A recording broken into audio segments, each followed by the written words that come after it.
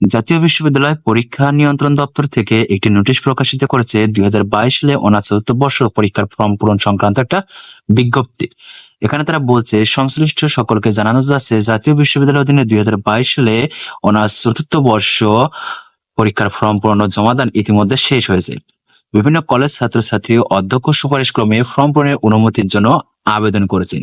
তাদের আবেদনের পরিপ্রেক্ষিতে 5,000 টাকা বিলম্ব ফি সহ অন্যান্য ফি সাপেক্ষে নিম্নলিখিত ছক মোতাবেক ফর্ম পূরণ নিশ্চয়ন ও ইনকোর্স নম্বর এন্ট্রি দেওয়ার তারিখ নির্ধারণ করা হলো। এরপর কোনো অবস্থাতে ফর্ম পূরণ ও নিশ্চয়নের সময় বৃদ্ধি করা হবে না। এখানে 9/5/24 থেকে আবেদন ফর্ম ডাউনলোড করা যাবে 12/5/24 রবিবার পর্যন্ত।